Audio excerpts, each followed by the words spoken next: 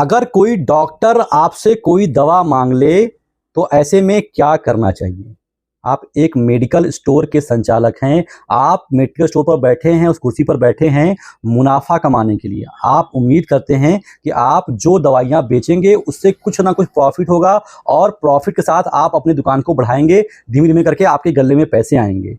लेकिन अगर आपसे कोई डॉक्टर दवा माँग लेता है, तो उस समय हमें डॉक्टर साहब से पैसे लेने चाहिए या नहीं लेने चाहिए, या फिर थोड़ा कम लेना चाहिए या डिस्काउंट करना चाहिए? ये एक बड़ा कॉमन सवाल है जो अक्सर नए मेडिकल शॉप वालों के दिमाग में रहता है। तो अगर मैं अपनी पर्सनल राय दूँ आपको, तो मेरा मानना तो ये है कि देखिए, आपका जो मेडिकल स्टोर है, वो कहीं न कहीं डॉक्टर के बल पर ही चलता है।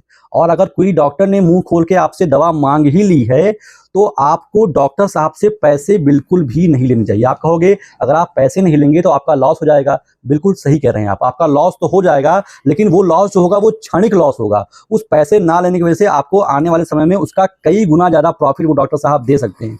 मेरे बहुत सारे भाई लोग ऐसे होंगे जो कहेंगे नहीं, पैसे लेंगे, लेकिन जो परचेज़ रेट हमारा आया है हम उस पर ही पैसे ले लेंगे। ये बात आपकी ठीक है, लेकिन अगर आपने डॉक्टर से पैसे लेने ही हैं, तो इससे अच्छा है कि आप पैसे मत लो, क्योंकि बहुत सारे लोग मार्केट में ऐसे होंगे जिसे डॉक्टर साहब ने दवा मांगी होगी और उन्होंने उनको खरीद रेट पर ही दे दिया होगा, कुछ ना कुछ पैसे उनसे लिए होंगे।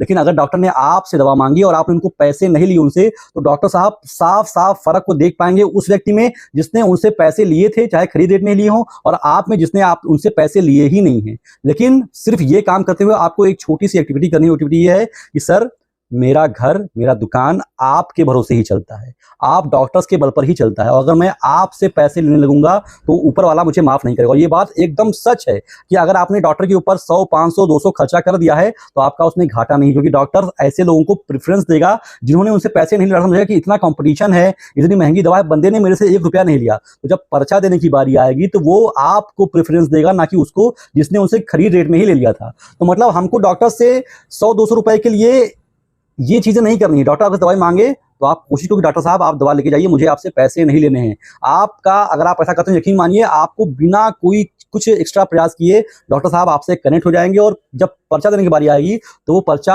आपको ही नहीं, क्योंकि डॉक्टर भी दिल के बड़े सॉफ्ट होते हैं, दिल के बड़े अच्छे इंसान डॉक्टर लोग होते हैं। वो आपके छोटी छोटी एक्टिविटी को रीड करते हैं, पढ़ते हैं, जानते हैं, समझते हैं। भले डॉक्टर कुछ ना बोले, लेकिन वो समझते हैं कि बंदे ने मेरे लिए कितना सेक्रीफाइस किया है, तो वो आपको प्रेफरेंस देंगे। तो आप 100-200 रुपए का मुंह मत देखिए, डॉक्टर साहब से अच्छे संबंध बनाइए जो कि आपके लिए लॉन्ग टर्म काम आए। आप देखते होंगे कि आप रोज शाम को 2-4-500 रुपया खर्चा कर जाते होंगे ऐसे ही, लेकिन वो चीजें समझ लो कि आपका ऐसा खर्चा हो गया, डॉक्टर साहब दवा से मांगे। तो मेरा मानना है कि आप डॉक्टर साहब से 1 रुपए भी मत लो, उसको डॉक्टर को फ्री में दे दो, और यकीन मानो कि उस चीज का आपको प्रॉफिट मिलेगा ही मिलेगा।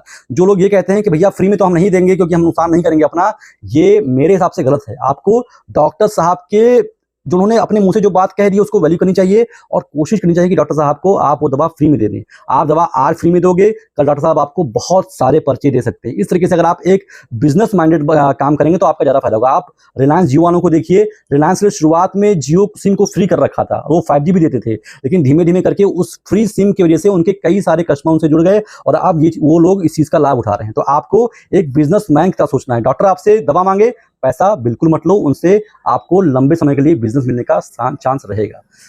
इसके अलावा आपको एक चीज़ और बतानी है कि अगर आप एक मेडिकल स्टोर खोलने वाले हैं, अभी आप पढ़ाई लिखाई कर रहे हैं, कहीं नौकरी कर रहे हैं, आपको मेडिकल स्टोर खोलना है, लेकिन आप एकदम फ्रेशर हैं, आपको कोई आइडिया नहीं कि मेडिकल स्टोर कैसे खुलाता है, तो ऐसे लोगों के लिए मैंने एक कोर्स लॉन्च किया है जिसका नाम है शिवनीता मेडिकल स्टोर कोर्स। इस कोर्स में मैं आपको बताता हूँ कि मेडिकल स्टोर कैसे खोलते हैं। इस कोर्स का लिंक मैंने डिस्क्रिप्शन में दे रखा है, आप चाहें तो प्ले स्टोर में जाइए, वहाँ पर टाइप कीजिए शिवनीता SHIVNITA, मेरा लोगो दिखेगा, इसको डाउनलोड कीजिए, लॉगिन कीजिए, परचेज कीजिए, और वो सारी जानकारियाँ एक प्लेटफॉर्म पर आराम से पा जाएंगे जो एक मेडिकल स्टोर खोलने वाले बंदे को चाहिए होता है।